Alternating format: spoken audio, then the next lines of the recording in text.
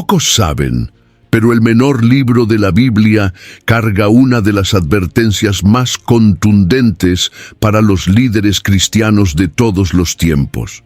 Escondida entre las grandes epístolas, hay una carta con solo 13 versículos, escrita por un hombre anciano que ya no usaba más el título de apóstol, pero que aún cargaba el peso de la verdad sobre los hombros. Este texto no habla sobre milagros, no presenta doctrinas profundas, ni trae revelaciones apocalípticas. Sin embargo, allí está registrado el nombre de un hombre que intentó controlar la iglesia, expulsar a los fieles y silenciar la verdad. Y está también el nombre de otro que en silencio se mantuvo fiel, acogiendo misioneros y andando con integridad. ¿Qué revela esta carta tan corta sobre la salud de la iglesia? ¿Y qué tiene que decir sobre quién realmente está en control hoy? Si temas así llaman tu atención, es señal de que valoras la profundidad de la palabra. Entonces aprovecha y suscríbete aquí al canal. Hay mucho más contenido como este viniendo y no querrás depender del azar para encontrarlo.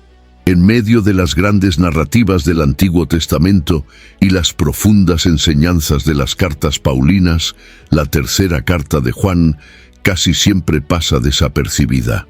Es el menor libro de la Biblia, con apenas 13 versículos, y por eso muchos la tratan como una carta secundaria o de poca relevancia teológica. Sin embargo, esta pequeña epístola carga un mensaje tan urgente como actual. Su brevedad esconde advertencias, consejos y modelos de conducta que, si fueran más explorados, podrían transformar la manera en que vivimos y lideramos en las comunidades cristianas de hoy. Es curioso observar que incluso en estudios bíblicos más profundos, difícilmente se encuentra una exposición dedicada exclusivamente a la tercera carta de Juan. Muchos ni siquiera saben que existe, y los que conocen a menudo la ignoran por no contener doctrinas largas o milagros espectaculares. Pero es precisamente esa simplicidad la que la hace tan poderosa.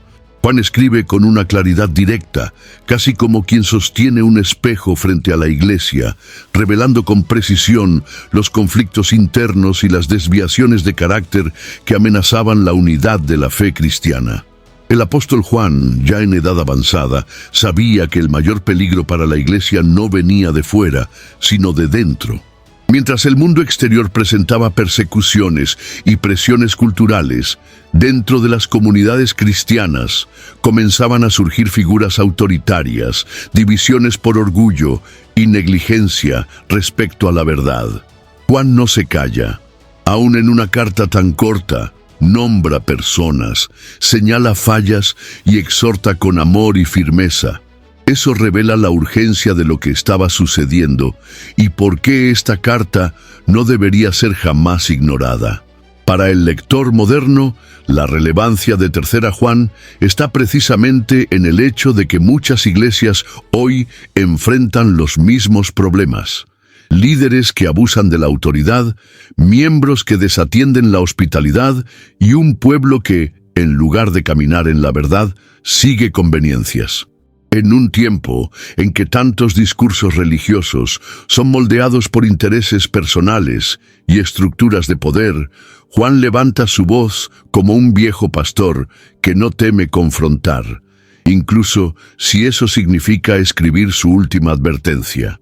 Quizás sea hora de rehabilitar esta carta olvidada, trayéndola nuevamente a la mesa de discusiones serias. No solo expone fallas, sino que también señala caminos.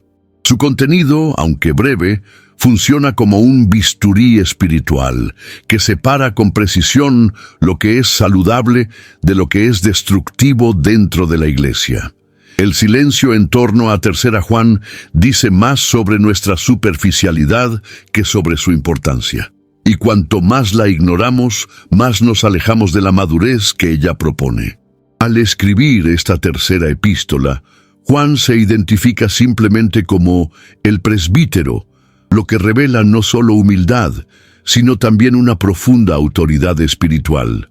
No recurre a su título apostólico ni menciona su cercanía con Jesús durante el ministerio terrenal, como lo haría alguien en busca de reconocimiento.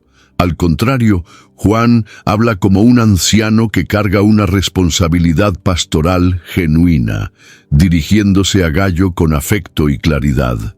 El escenario de la carta es el de una iglesia local enfrentando conflictos internos, y Juan, aún distante físicamente, decide intervenir con palabras que aún hoy resuenan con fuerza. El periodo en que esta carta fue escrita está situado probablemente a finales del primer siglo, cuando la iglesia cristiana comenzaba a consolidarse, pero también a enfrentar nuevas amenazas. Juan, el último de los apóstoles, aún vivo, estaba observando el nacimiento de una generación que no había caminado con Jesús, pero que ahora lideraba comunidades. En este nuevo tiempo surgían no solo buenos líderes, como Gayo y Demetrio, sino también hombres como Diótrefes, que distorsionaban la autoridad y causaban divisiones. El tono de la carta revela la tensión entre la tradición apostólica y los nuevos desafíos del liderazgo cristiano. Es importante darse cuenta de que Juan no está interesado en debatir doctrinas complejas en esta epístola. Su foco es relacional, pastoral y ético. Escribe a Gayo, elogiando su fidelidad y hospitalidad, pero también advirtiendo sobre el comportamiento arrogante de Diótrefes.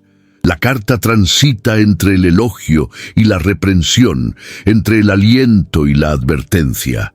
Y todo eso en un espacio extremadamente reducido, lo que hace que cada palabra esté cargada de intención.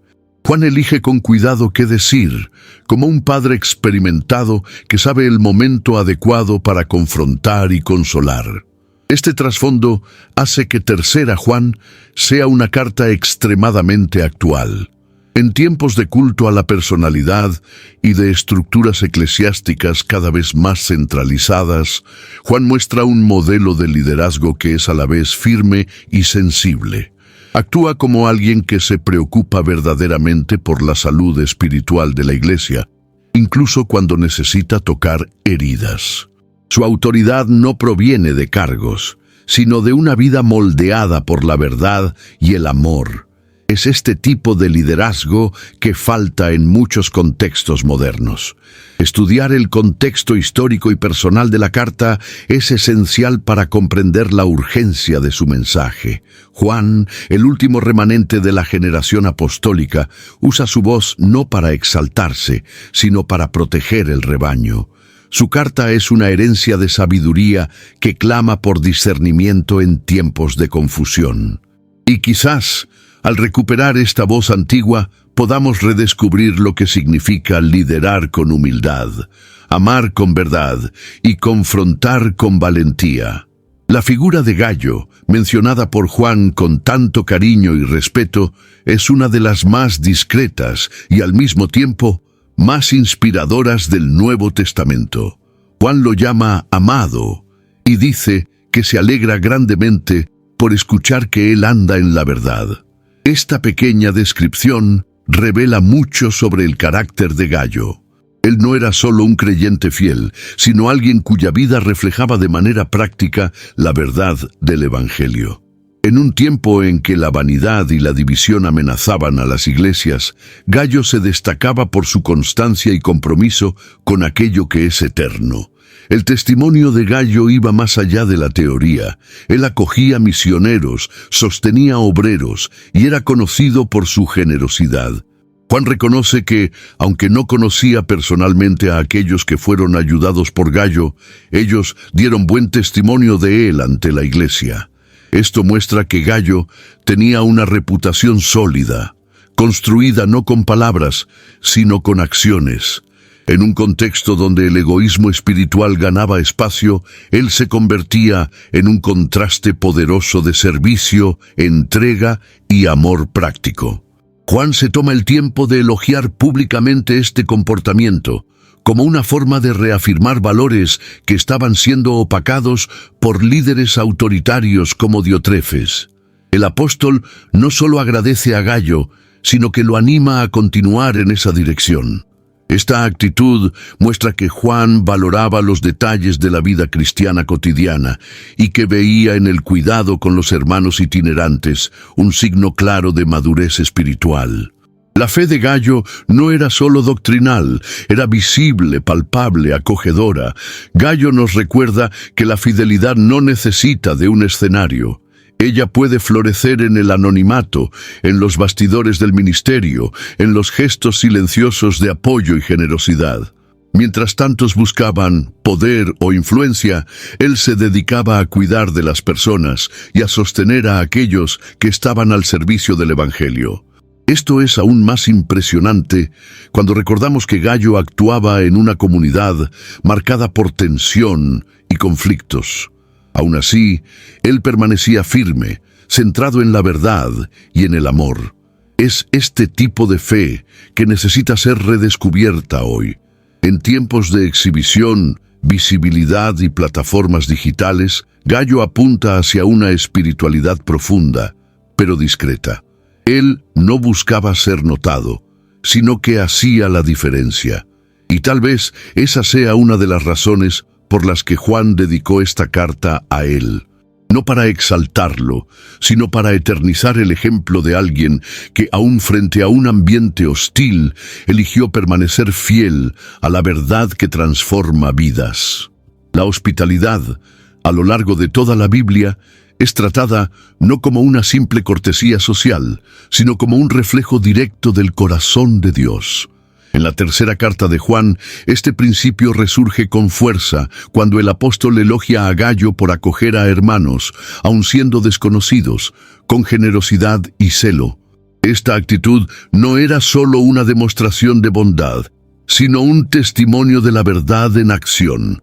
Juan afirma que ante la iglesia ellos dieron testimonio del amor de Gayo, revelando que más que palabras, su fe era reconocida por medio de actitudes concretas. Tercera Juan, versículo 6. En los tiempos del Nuevo Testamento, los misioneros y predicadores itinerantes enfrentaban innumerables dificultades. Muchos eran rechazados, perseguidos o ignorados, especialmente cuando no formaban parte de círculos locales de influencia. Recibirlos en casa era arriesgarse por causa del Evangelio, asumir costos y abrir espacio en medio de una cultura que ya comenzaba a levantar resistencia al cristianismo. Por eso, cuando Juan alaba la hospitalidad de Gayo, está destacando un rasgo profundo de madurez espiritual: la disposición a servir, aun cuando eso cuesta comodidad y seguridad. Esta acogida va más allá de la buena educación. Es un acto espiritual. Hebreos capítulo 13, versículo 2, nos recuerda que algunos, sin saber, hospedaron ángeles, indicando que la hospitalidad es una forma de honrar al mismo Dios. Y fue esto lo que Gayo entendió. Él no veía a los misioneros como molestias, sino como portadores de la verdad, dignos de respeto y cuidado. En contraste con la actitud de Diotrefes, que rechazaba y hasta prohibía a otros de recibir tales hermanos, Gayo se convertía en un faro en medio de la oscuridad del egoísmo. La iglesia contemporánea tiene mucho que aprender de este modelo. En una era marcada por el individualismo y el cierre, abrir la casa y el corazón para el otro se convierte en un gesto revolucionario. Recibir bien no es solo ofrecer un lugar en la mesa, sino valorar al otro como alguien por quien Cristo murió. Es reconocer el cuerpo de Cristo como una familia, donde cada miembro es digno de amor, independientemente de su origen o estatus.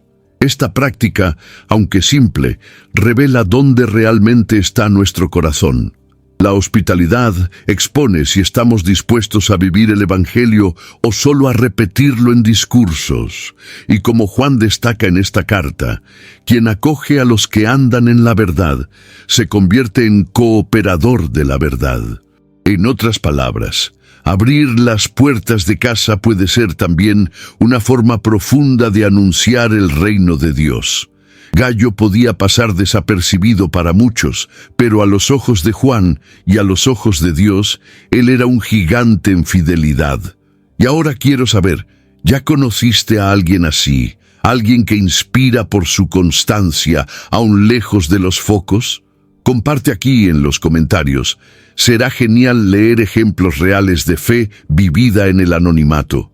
Después de comentar, continúa con el video. Los misioneros que aparecen de forma indirecta en la carta de Juan representan una clase esencial, pero a menudo olvidada, en el contexto de la iglesia primitiva: los obreros itinerantes. Ellos no poseían templos, salarios fijos o seguridad institucional. Viajaban de ciudad en ciudad, predicando el Evangelio, confiando enteramente en la hospitalidad de los creyentes para su supervivencia y ministerio. Juan menciona que ellos salieron por amor al nombre. 3 Juan, versículo 7, una frase cargada de significado. Ellos no estaban en busca de reconocimiento, lucro o confort, sino movidos por la convicción de que anunciar el nombre de Cristo era más urgente que cualquier seguridad personal. La expresión "por amor al nombre" revela una motivación pura y poderosa. Estos misioneros no se sometían al sistema religioso de los gentiles ni buscaban patrocinio entre los incrédulos. Su dependencia era exclusiva de la comunidad cristiana. Ellos confiaban en que los hermanos reconocerían el valor del trabajo y los acogerían con dignidad. Cuando eso sucedía, había una alianza silenciosa entre los que predicaban y los que sostenían. Ambos se volvían participantes activos de la obra de Dios. Pero lo que Juan revela en su carta es que esa confianza no siempre era correspondida. Mientras Gayo se destacaba como un verdadero colaborador de la verdad, otros, como Diótrefes, negaban ayuda a esos siervos, poniendo obstáculos al avance del Evangelio. Esto muestra que desde los primeros días de la Iglesia había tensión entre el celo misionero y la dureza de aquellos que deseaban controlar todo a su alrededor. Aquellos que eran enviados con el mensaje a menudo enfrentaban desprecio incluso dentro de las propias comunidades cristianas. La actitud de los misioneros itinerantes, sin embargo, nos enseña algo precioso: la disposición de seguir adelante incluso ante la incertidumbre. Ellos no se dejaban paralizar por la falta de recursos o por el rechazo de algunos. Seguían adelante, confiando en que Dios proveería a través de corazones fieles. Ellos eran, en la práctica, el brazo extendido de la Iglesia, llevando la verdad donde aún no había sido escuchada, y los que lo recibían participaban directamente de esa misión. Hoy, cuando el Evangelio enfrenta nuevos desafíos culturales, éticos y espirituales, la inspiración de estos misioneros es más necesaria que nunca. Ellos nos recuerdan que el llamado cristiano implica sacrificio, dependencia de Dios y confianza en el cuerpo de Cristo. Más que eso, señalan la responsabilidad que tenemos de reconocer, apoyar y valorar a aquellos que, incluso lejos de los focos, llevan el Evangelio con valentía y fidelidad. En el breve espacio de esta epístola, el nombre Diótrefes emerge como una alerta sombría. Juan lo menciona no solo para denunciar sus acciones, sino para advertir a toda la Iglesia sobre un tipo de liderazgo que, aunque presente dentro de la comunidad cristiana, opera en desacuerdo con el espíritu del Evangelio. Diótrefes le gusta ejercer la primacía entre ellos. 3 Juan, versículo 9. Esta pequeña frase revela una verdad aterradora. No todo líder en la Iglesia está sirviendo a Cristo. Algunos están sirviendo a sí mismos. El problema de Diótrefes no era solo teológico, era profundamente comportamental. Él se negaba a recibir a los hermanos, hablaba mal de los apóstoles y aún expulsaba de la Iglesia a aquellos que se atrevían a acoger a los misioneros. Era un líder autoritario, centralizador y egocéntrico. Su deseo de protagonismo sofocaba la comunión e impedía el ejercicio de la hospitalidad. En lugar de promover la unidad, él creaba divisiones. Y lo más alarmante es que él hacía todo esto dentro de la estructura de la Iglesia, posiblemente con el apoyo de parte de la comunidad. Este tipo de liderazgo no es nuevo. Desde los días del Antiguo Testamento, líderes que usurpaban autoridad siempre han sido una amenaza al pueblo de Dios. Pero en Diótrefes vemos algo más sutil: la corrupción del liderazgo espiritual a través del orgullo.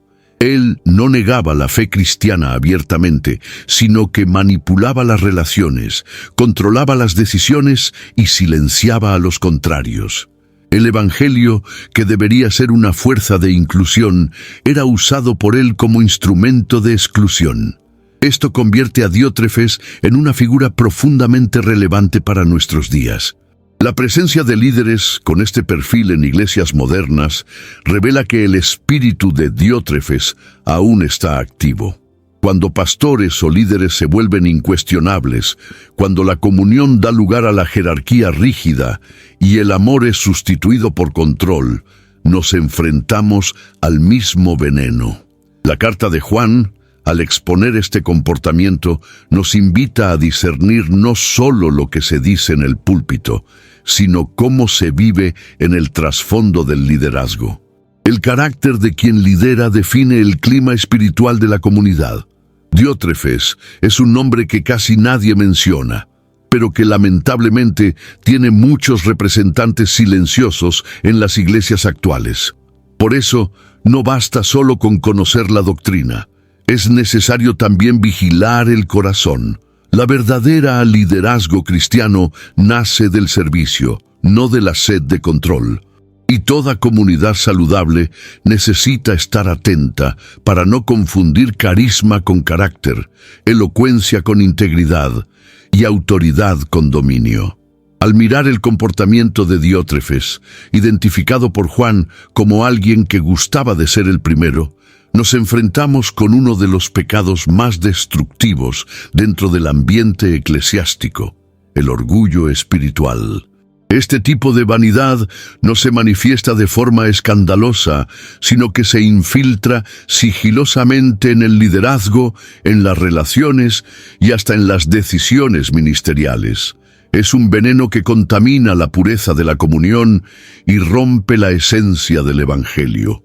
Juan no menciona herejes, doctrinas desviadas o persecución externa en esta carta. Denuncia el ego inflado de un líder que amaba más su posición que la verdad. El orgullo eclesiástico es traicionero porque generalmente se disfraza de celo, competencia o autoridad espiritual.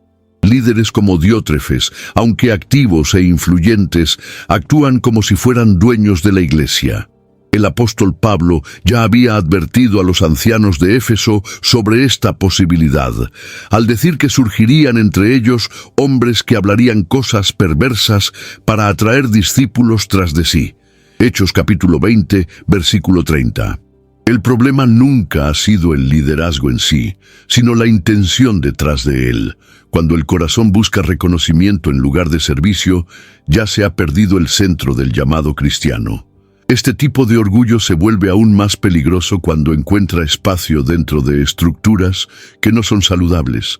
La ausencia de rendición de cuentas, el aislamiento de las decisiones y la glorificación de la figura del líder contribuyen a la formación de ambientes autoritarios. La iglesia, que debería ser un lugar de mutualidad y transparencia, se transforma en un escenario donde pocos mandan y muchos obedecen. Y lo que es aún más grave, aquellos que se oponen son frecuentemente etiquetados como rebeldes, desleales o espiritualmente inmaduros. El orgullo eclesiástico también afecta la percepción del Evangelio. Cuando los líderes se convierten en el centro de atención, Jesús es desplazado a los bastidores. Las decisiones comienzan a ser guiadas por intereses personales, el poder se ejerce sin compasión y la comunidad se enfría espiritualmente.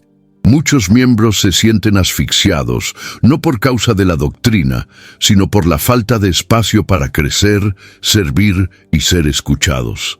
Y poco a poco, esa iglesia deja de ser un cuerpo vivo para convertirse en un sistema rígido y opresor. Identificar el orgullo dentro de las estructuras eclesiásticas no es tarea simple, pero es esencial. Se necesita valor para cuestionar prácticas y posturas que, aunque comunes, son contrarias al Espíritu de Cristo. La humildad, por otro lado, es el suelo fértil donde florece el verdadero liderazgo cristiano. Y cuando los líderes eligen el camino del servicio en lugar del control, la Iglesia deja de ser escenario de disputas y vuelve a ser un lugar de cura, enseñanza y comunión genuina. Existe un tipo de rebeldía que es sutil, pero devastadora, aquella que se esconde bajo el manto de la autoridad espiritual. Es lo que Juan denuncia al hablar de Diótrefes. Al impedir que los hermanos fueran recibidos y al expulsar de la iglesia a los que insistían en acogerlos, Diótrefes actuaba como si estuviera defendiendo el orden, cuando en realidad estaba usurpando el papel del Espíritu Santo y corrompiendo el sentido del liderazgo. La rebeldía de él no era contra reglas humanas, sino contra la esencia del Evangelio, que es amor, verdad y acogimiento. Se oponía a los apóstoles y por lo tanto resistía a la propia autoridad de Dios. Este tipo de comportamiento no es raro en las Escrituras. En Números capítulo 16, Coré, Datán y Abirán se levantaron contra Moisés alegando que toda la congregación es santa y que Moisés se exaltaba demasiado. Aparentemente estaban defendiendo igualdad espiritual, pero en realidad estaban movidos por envidia y deseo de poder. La historia de Diótrefes resuena con este mismo espíritu. Rechazaba instrucciones apostólicas y perseguía a aquellos que cooperaban con la misión. Todo esto en nombre de una supuesta fidelidad a la iglesia local. La rebeldía disfrazada de celo es difícil de detectar porque muchas veces se presenta como discernimiento. Líderes que actúan de esta manera utilizan un lenguaje piadoso. Hablan sobre proteger la doctrina o mantener el orden espiritual, pero sus acciones revelan motivaciones distantes del reino de Dios. No se someten a la corrección, no acogen lo diferente e imponen su voluntad como si fuera revelación divina. Y lo que es más peligroso, muchos a su alrededor aceptan este comportamiento como normal, contribuyendo a una cultura de control y miedo. Juan, al escribir sobre esto, no está solo relatando un hecho aislado, está lanzando una alerta para todas las generaciones de creyentes. El apóstol afirma que si va hasta esa iglesia, confrontará personalmente a Diótrefes por sus palabras maliciosas. Esto demuestra que la autoridad espiritual legítima no se acobarda ante la manipulación. Expone la mentira, confronta el abuso y restaura el verdadero camino de la fe. La autoridad sin responsabilidad es solo una forma disfrazada de rebeldía. El liderazgo saludable reconoce que servir es más importante que controlar. Cuando alguien usa su posición para silenciar a otros, excluir a hermanos o impedir la obra misionera, se está alejando del modelo de Cristo. La Iglesia necesita líderes con el valor de confrontar, pero también con la humildad para someterse a la verdad. Diótrefes es el retrato de lo que sucede cuando el hombre se coloca en el centro del altar. Y toda comunidad que desea vivir el Evangelio necesita estar atenta para no confundir firmeza con tiranía y autoridad con autoritarismo. La reacción de Juan frente al comportamiento de Diótrefes es un retrato de la verdadera autoridad espiritual en acción. Incluso siendo el último de los apóstoles vivos, con una trayectoria incontestable al lado de Jesús, Juan no entra en debates largos ni intenta vencer a Diótrefes por influencia. Él simplemente declara: si yo voy, traeré a la memoria las obras que él hace. 3 Juan, versículo 10. Esta postura revela una confianza plena en la verdad y no en argumentos vacíos. Juan no se intimida con la arrogancia. Él responde con claridad, valentía y responsabilidad pastoral. Es notable que Juan no opta por una retaliación pública inmediata, sino que deja claro que, si es necesario, enfrentará personalmente el problema. Esto nos enseña que el verdadero liderazgo no huye del enfrentamiento, pero tampoco se deja llevar por la impulsividad. Él sabe que la situación exige firmeza, pero también discernimiento. Esta madurez espiritual es rara, especialmente en tiempos de polarización, donde los enfrentamientos son motivados más por vanidad que por celo por la verdad. Juan es movido por amor a la iglesia, y es eso lo que da peso a sus palabras. Además, Juan no permite que el comportamiento de Diótrefes defina el tono de la carta. Él continúa animando a Gayo, elogiando a Demetrio y manteniendo el foco en lo que realmente importa, la comunión en amor y la fidelidad a la verdad. Esto muestra que él no está obsesionado por el conflicto, sino comprometido con la salud de la iglesia. En lugar de responder con odio, reafirma los valores del Evangelio.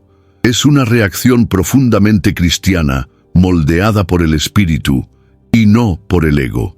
La respuesta de Juan también nos desafía a revisar cómo lidiamos con abusos y distorsiones dentro de la iglesia.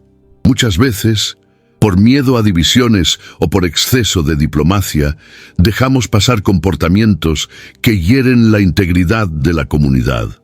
Juan muestra que ignorar el error puede ser tan perjudicial como practicarlo. Cuando los líderes se esconden detrás del silencio, pierden la autoridad que viene de la verdad. Confrontar el error, cuando se hace con amor y valentía, es un acto de fidelidad al Evangelio. El apóstol nos recuerda que no es el ruido de los arrogantes lo que define el rumbo de la iglesia, sino la firmeza de los que permanecen en la verdad. Juan sabía que su función era proteger, corregir y fortalecer a los hermanos. Su reacción a la arrogancia de Diótrefes sigue siendo un modelo necesario para los días de hoy. Enfrentar el error sin perder la mansedumbre y defender la verdad sin renunciar al amor. Después de denunciar el comportamiento destructivo de Diótrefes, Juan presenta a Demetrio como un ejemplo diametralmente opuesto.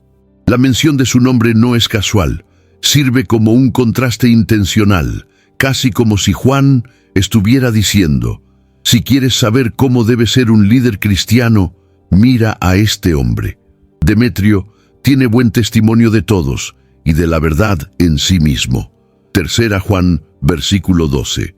Esta doble aprobación del pueblo y de la propia verdad revela un carácter que no depende de elogios humanos, sino que es moldeado por la integridad.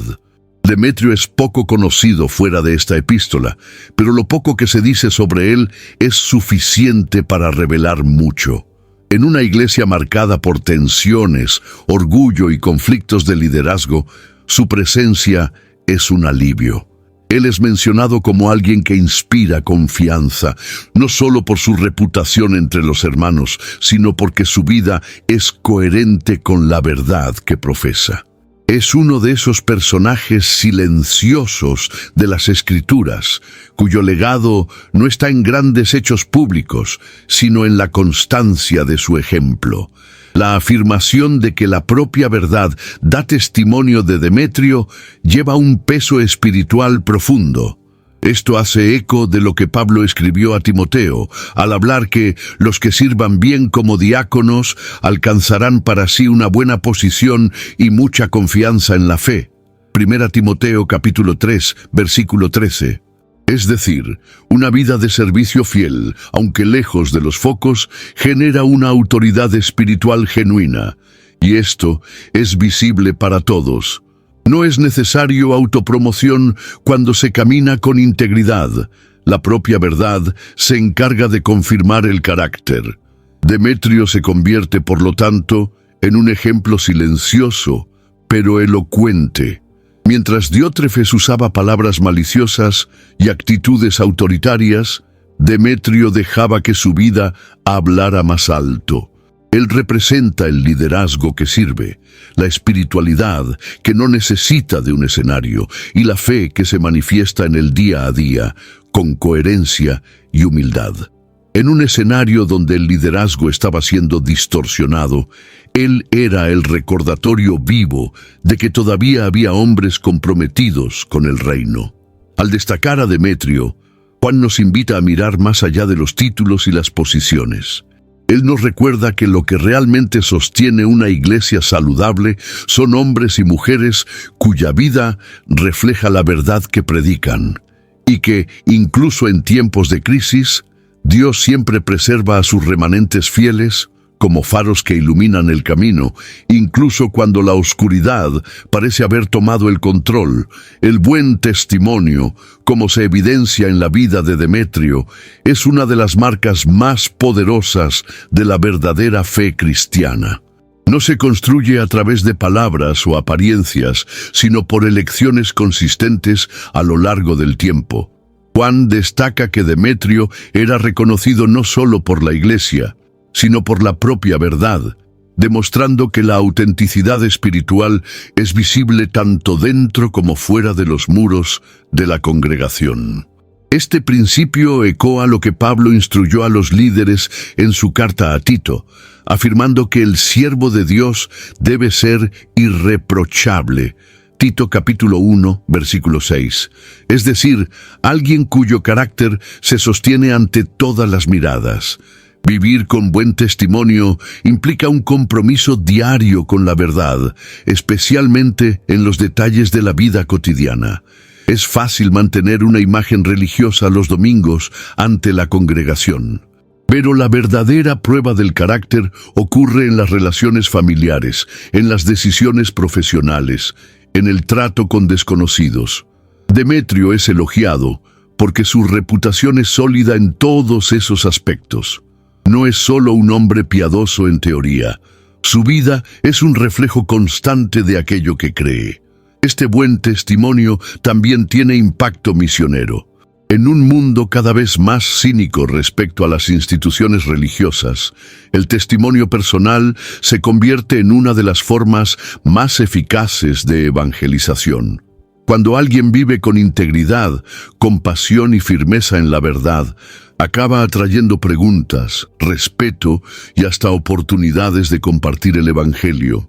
Es como Jesús enseñó en Mateo capítulo 5, versículo 16. Así brille vuestra luz ante los hombres, para que vean vuestras buenas obras y glorifiquen a vuestro Padre que está en los cielos. Por otro lado, cuando líderes o miembros de la Iglesia viven de forma incoherente, el daño es profundo.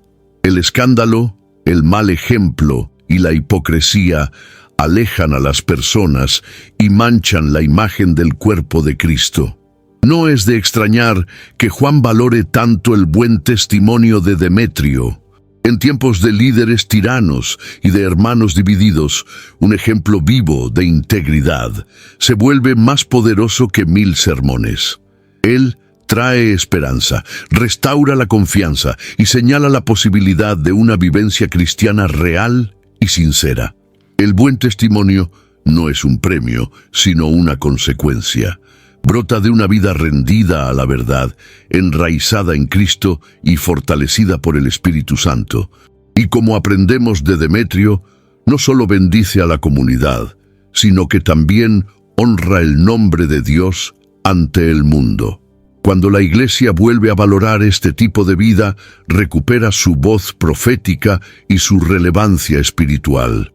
La manera en que Juan se presenta en esta carta, el anciano, lleva un peso significativo.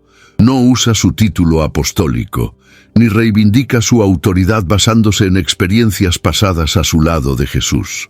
Al identificarse como anciano, Juan transmite un liderazgo maduro, paternal y espiritual, centrado no en la jerarquía, sino en el cuidado.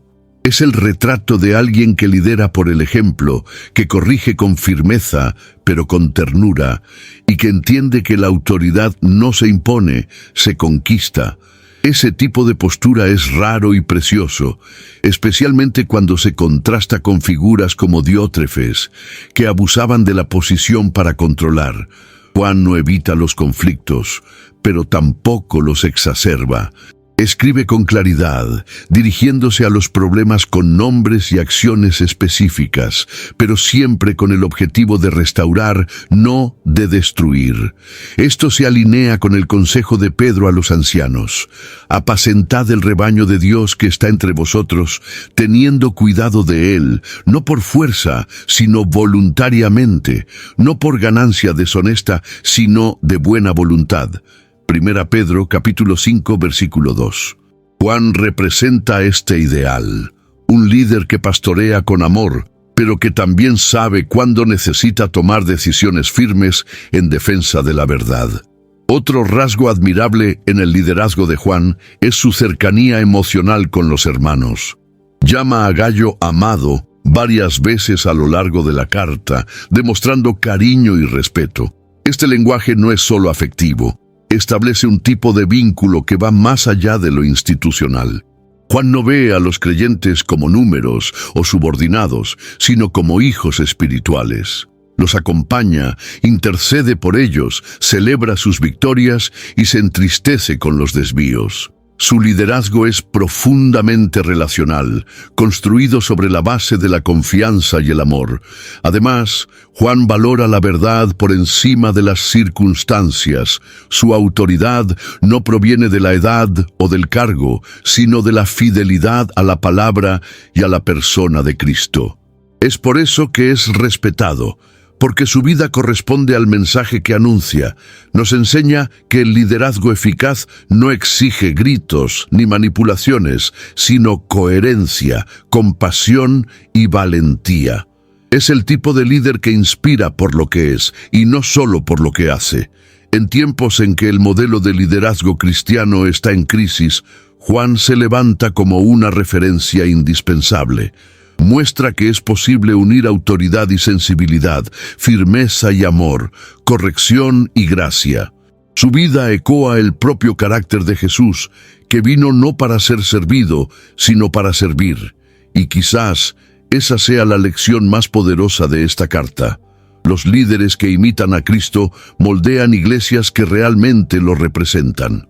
A lo largo de la tercera carta de Juan, la palabra verdad aparece repetidamente, como si fuera el eje que mantiene todas las relaciones espirituales cohesivas. Juan se alegra al saber que Gayo anda en la verdad, y elogia a Demetrio porque la propia verdad testifica a su favor. Esto revela algo esencial.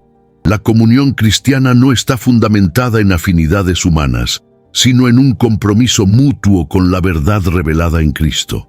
Juan entiende que el vínculo entre líderes y discípulos no debe basarse en carisma, conveniencia o tradición, sino en una lealtad sincera a la verdad que libera. Juan capítulo 8, versículo 32. La verdad, en este contexto, no es solo una doctrina correcta, sino un modo de vivir. Ella se convierte en visible en las elecciones, en el carácter, en la forma en que tratamos a los demás. Juan demuestra que la verdad es tanto la raíz como el fruto de la fe cristiana auténtica. Es por eso que valora tanto los relatos sobre el comportamiento de Gayo y Demetrio. Ellos no solo conocían la verdad, sino que la practicaban. Y eso creaba un lazo espiritual profundo con Juan, incluso si estaban físicamente distantes. En los tiempos actuales, cuando tantas iglesias se organizan alrededor de personalidades o estrategias de mercadeo, el ejemplo de esta carta es un recordatorio poderoso. La comunión real solo ocurre donde hay verdad. No se trata de una verdad teórica, fría o intelectual, sino de una vivencia íntegra del Evangelio. Cuando los líderes y miembros caminan juntos en esta verdad, los vínculos espirituales se vuelven inquebrantables. Y aún frente a crisis, escándalos o persecuciones, permanecen firmes porque están cimentados en la roca. Este compromiso con la verdad, sin embargo, tiene un costo. Exige renuncia, vigilancia y disposición para confrontar el error. incluyendo en nosotros mismos. Muchos prefieren mantener una falsa paz, silenciando ante el pecado o relativizando patrones bíblicos, pero Juan nos enseña que la verdad no es negociable. Ella es la base del discipulado y el termómetro de la salud espiritual de una iglesia. Donde hay verdad, hay luz. Donde ella es abandonada, las tinieblas toman control, aún disfrazadas de religiosidad. Vivir en la verdad es elegir el camino más difícil, pero también el más fructífero. Es renunciar a apariencias y buscar autenticidad. Y cuando los líderes y discípulos comparten este mismo corazón, forman una comunidad espiritual sólida, capaz de soportar tempestades y reflejar con claridad la gloria de Cristo. La tercera carta de Juan nos muestra dos tipos de autoridad en acción, una que oprime, como en el caso de Diótrefes, y otra que edifica, como la ejercida por Juan. Esta diferencia no está solo en el estilo de liderazgo, sino en la motivación y el propósito detrás de ella. Juan usa su autoridad no para dominar, sino para proteger. Escribe con firmeza, pero no con arrogancia. Corrige, pero no humilla.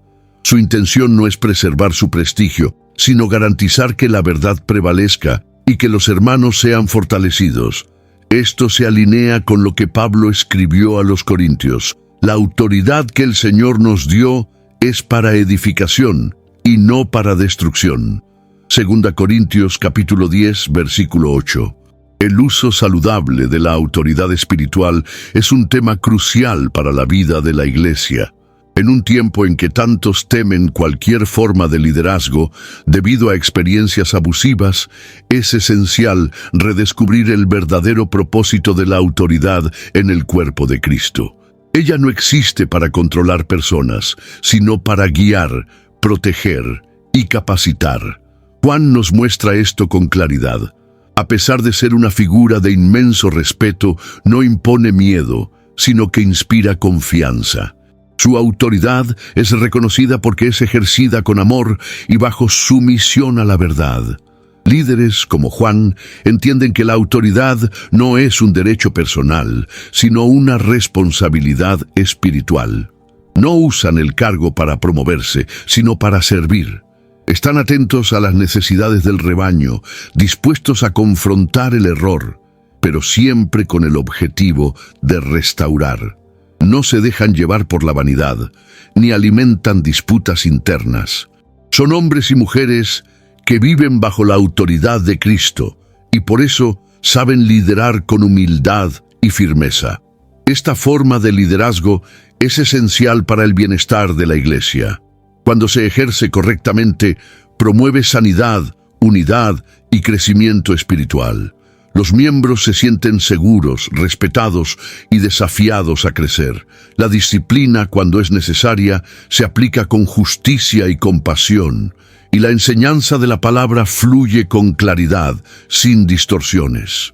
Autoridad bien utilizada es como un muro alrededor de la comunidad. No aprisiona, sino que protege. El ejemplo de Juan nos desafía a reflexionar sobre los líderes que hemos seguido y aún más sobre el tipo de liderazgo que deseamos ejercer.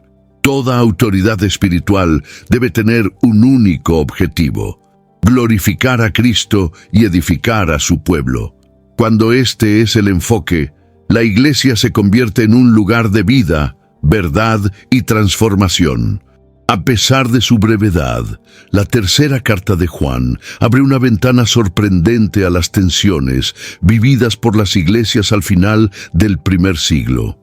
Con solo 13 versículos, denuncia abusos de liderazgo, exalta ejemplos de fidelidad, habla sobre hospitalidad, misiones y testimonio personal.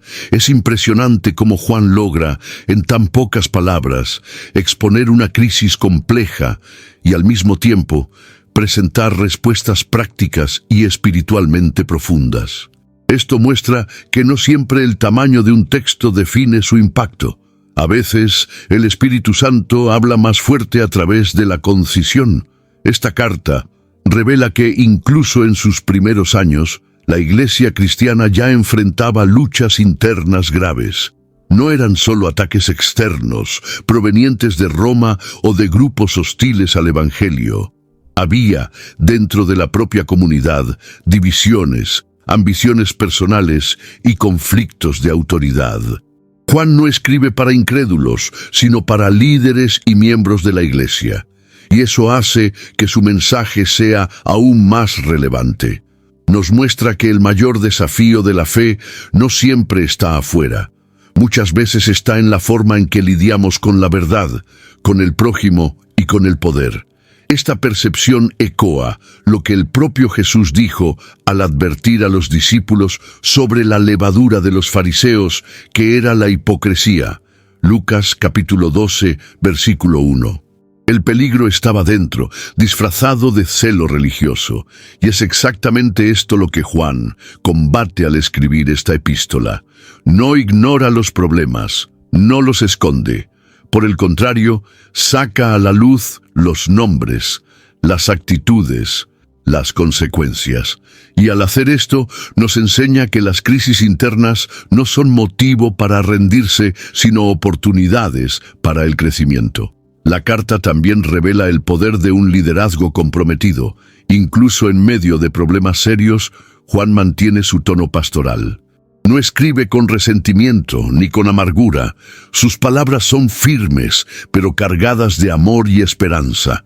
Cree en la restauración, valora a los que caminan en la verdad y reafirma la importancia de la comunión. Esta postura muestra que las crisis, por más intensas que sean, no necesitan apagar la luz del Evangelio. Al final, lo que tenemos en 3 Juan es una radiografía sincera de la Iglesia, con sus virtudes y debilidades. Una carta pequeña, pero esencial, que sigue desafiando a líderes y miembros a examinar sus motivaciones, su amor por la verdad y su disposición a vivir el Evangelio de manera práctica. En tiempos de superficialidad y disputas, este texto antiguo resurge como un espejo espiritual, revelando dónde estamos y hacia dónde debemos volver. A primera vista, puede parecer extraño que una carta tan breve, dirigida a una persona específica y tratando de asuntos aparentemente locales, haya sido preservada en las Escrituras Sagradas. Sin embargo, la presencia de la 3 carta de Juan en el canon bíblico revela algo fundamental sobre la inspiración divina. Dios no está solo interesado en grandes discursos teológicos, sino también en instrucciones pastorales, relaciones interpersonales y ejemplos prácticos de vivencia cristiana. Esta pequeña epístola fue incluida no solo por su contenido inmediato, sino porque refleja principios universales de la fe. La carta muestra que la Iglesia, desde los primeros días, era un organismo vivo, enfrentando desafíos internos, con líderes buenos y malos, con héroes discretos y antagonistas ruidosos.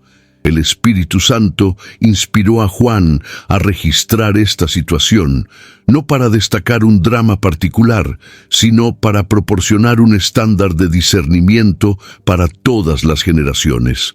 Pablo ya había dicho a Timoteo que toda escritura es inspirada por Dios y útil para la enseñanza, para la reprimenda, para la corrección y para la educación en la justicia. 2 Timoteo capítulo 3, versículo 16. Y 3 Juan cumple exactamente ese propósito.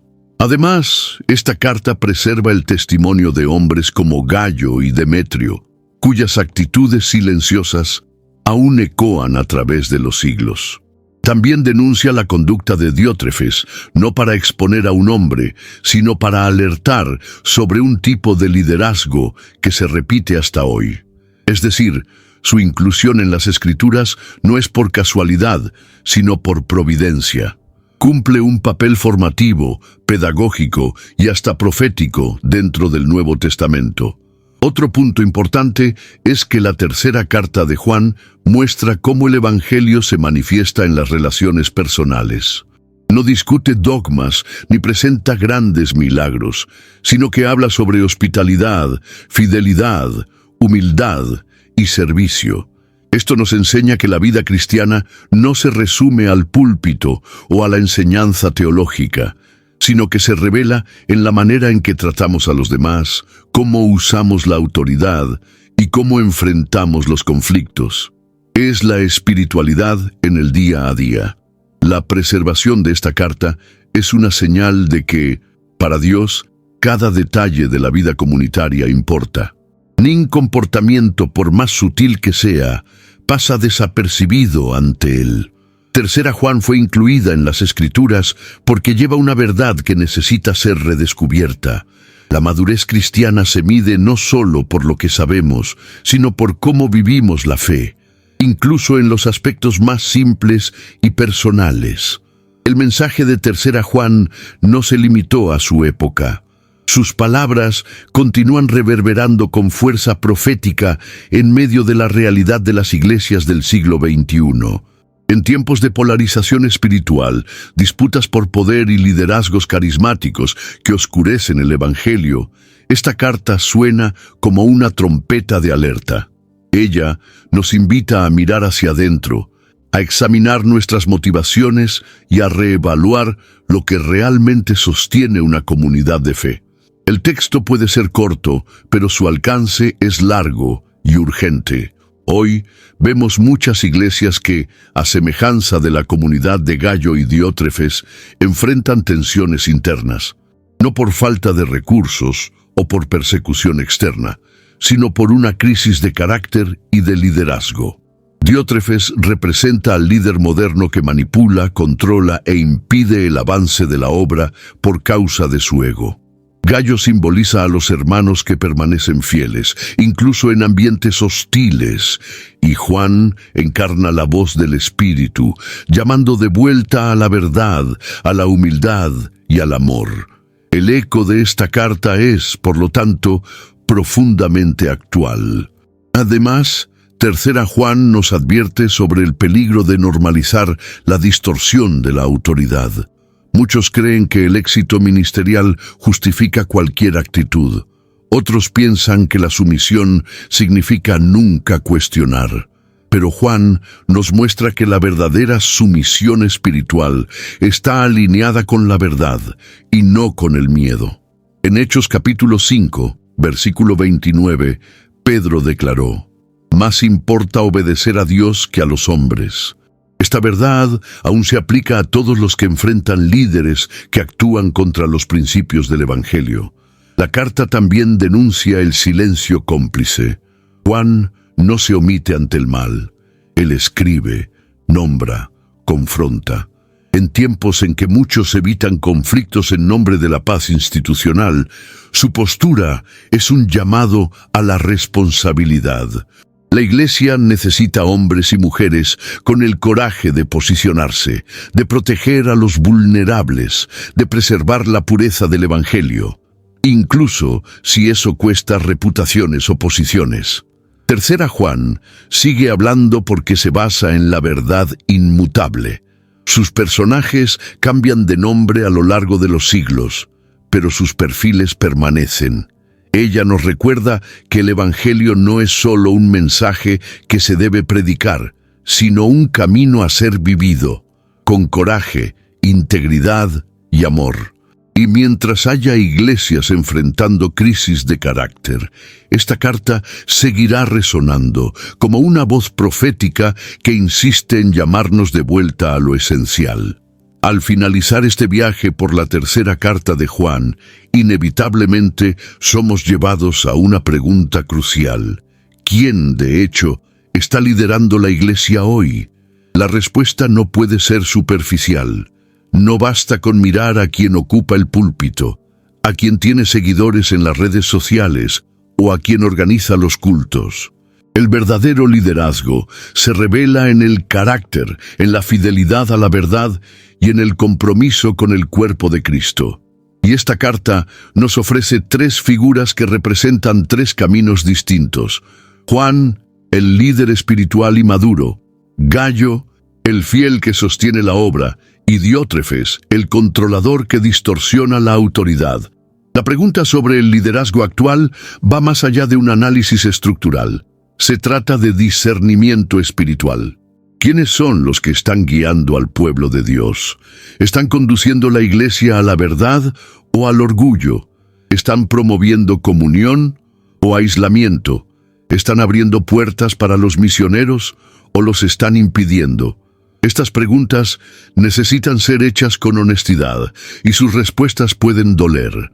Pero como dijo el apóstol Pablo a los Gálatas, un poco de levadura leuda toda la masa. Gálatas capítulo 5, versículo 9. Un líder equivocado puede comprometer toda una comunidad. Juan nos muestra que el liderazgo debe estar marcado por la humildad, el servicio y la fidelidad a la verdad. No hay espacio para vanidades o autoritarismo en el reino de Dios. La advertencia final de esta carta es clara. Si la iglesia no está atenta, Diótrefes puede tomar el control, no porque sea más espiritual, sino porque es más audaz. La omisión de los buenos fortalece la influencia de los malos. Es por eso que Juan escribe, confronta y promete actuar. Él entiende que proteger la iglesia es parte de su llamado. El liderazgo saludable también necesita ser reconocido y apoyado. Gallo no lideraba la iglesia, pero sostenía a los misioneros, promovía la verdad y resistía el control. Esto muestra que cada miembro tiene un papel en la preservación de la integridad de la fe. No se trata solo de quién predica, sino de cómo todos contribuyen para que la verdad siga fluyendo. La iglesia no es un escenario, es un cuerpo. Y todos tienen responsabilidades en ese cuerpo. Por último, la tercera carta de Juan nos llama a una vigilancia permanente. Necesitamos mirar a los líderes que seguimos, pero también al liderazgo que ejercemos, sea pública o en los bastidores. La pregunta que resuena al final de la carta es personal y colectiva. ¿Estamos promoviendo la verdad o simplemente reproduciendo estructuras de poder? La respuesta a esa pregunta definirá no solo el futuro de la iglesia local, sino la integridad del testimonio cristiano en el mundo. Algunas verdades atraviesan el tiempo, pero solo tienen sentido cuando son compartidas. Comenta lo que más habló a tu corazón, envía este video a quien necesita escuchar y suscríbete al canal para seguir caminando con la Biblia abierta y los ojos atentos.